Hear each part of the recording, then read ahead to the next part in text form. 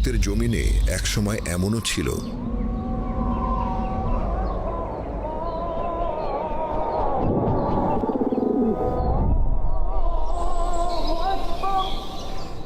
যখন আল্লাহ পাকের একজন নেক বান্দা নীরবে এক শহরের দিকে রওনা হলেন।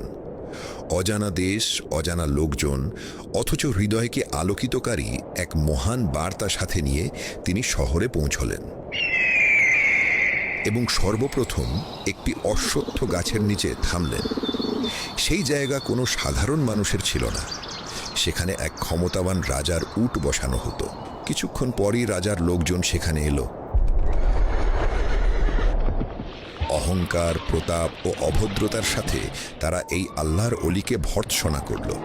এই জায়গা ছেড়ে দাও, এটা তো রাজার উট রাখার জায়গা। সেই অলি না কোনো কঠোরতা প্রদর্শন করলেন আর না কোনো প্রতিক্রিয়া। তিনি শুধু এটুকুই বললেন, ঠিক আছে, আমরা চলে যাচ্ছি, তোমাদের উটই এখানে বসুক। উটগুলোকে সেখানেই বসিয়ে রাখা হলো। রাত পেরিয়ে সকাল হলো।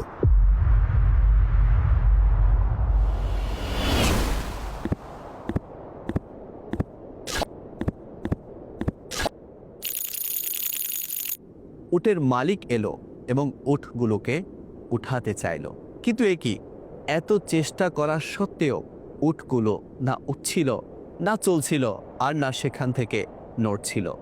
ভয়ে ভীতু আর বিস্মিত উটের মালিক সেই আল্লাহর নেক বান্দার খেদমতে হাজির হলো। অপরাধের জন্য ক্ষমা চাইল।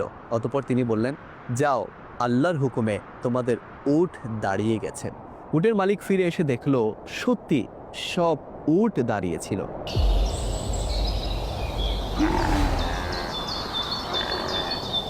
এই শহরে এটা ছিল প্রথম দৃশ্য, যা সকলকে জানান দিল যে ইনি কোনো সাধারণ মুসাফির নন। তিনি হলেন আল্লাহর মকবুল বান্দা, যার কদম এই জমিনে পড়তেই বরকতময় চরিত্রের সৌরভ চারিদিকে ছড়িয়ে পড়ল। কে এই আধ্যাত্মিক ক্ষমতাবান মহান ব্যক্তি? তিনি আর কেউ নন, তিনি হলেন হযরত খাজা মঈনুদ্দিন হাসান চিশতি আজমেরি রহমতুল্লাহি আলাইহি।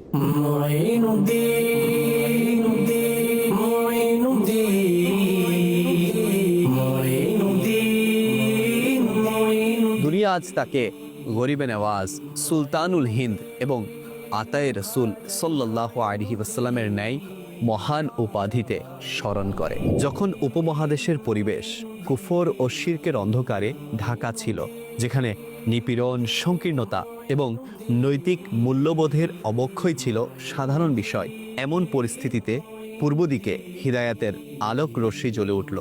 সেই আলোক রশ্মি আর কেউ নয়, তিনি ছিলেন হযরত খাজা মঈনুদ্দিন হাসান চিশতি আজমেরি রহমতুল্লাহি তাআলা আলাইহি। 537 হিজরি মোতাবেক 1142 সালে এক বরকতময় জ্ঞানী পরিবারে একটি শিশুর জন্ম হয়, যাকে আজ বিশ্ব গরিবে নওয়াজ, সুলতানুল হিন্দ এবং আতায়ে রসুল সাল্লাল্লাহু আলাইহি ওয়াসাল্লাম নামে জানে। খাজা গরিবে নওয়াজ রহমতুল্লাহি তাআলা আলাইহি জ্ঞান অন্বেষণের পথযাত্রায় সিরিয়া, বাগদাদ এবং কিরমানের মতো জ্ঞান গর্ভ শহরগুলোতে সফর করেন।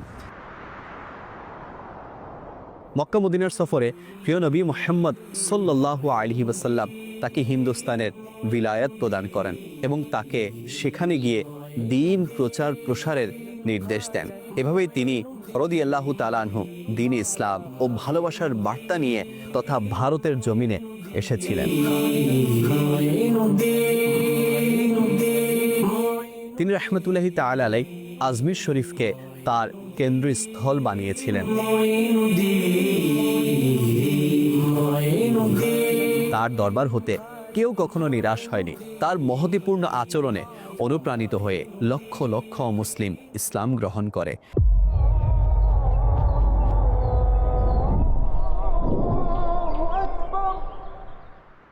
আর ৪৫ বছর যাবৎ খাজা গরিবে নওয়াজ রহমতুল্লাহি তাআলা আলাইহি ইসলাম প্রচার ও প্রসারে জীবন উৎসর্গ করেছেন। অবশেষে তিনি রহমতুল্লাহি তাআলা আলাইহি ৬২৭ হিজরির ৬ রজব আজমির শরীফে ইন্তেকাল করেন। আজ গোটা উপমহাদেশে ইসলামের যে বাহার দৃশ্যমান, তাতে যে সকল বুজুর্গানে দ্বীনের অবদান রয়েছে, তন্মধ্যে সুলতানুল হিন্দ খাজা গরিবে নওয়াজ হযরত মঈনুদ্দিন চিশতি আজমেরি রহমতুল্লাহি তাআলা আলাইহি এর নাম উল্লেখযোগ্য।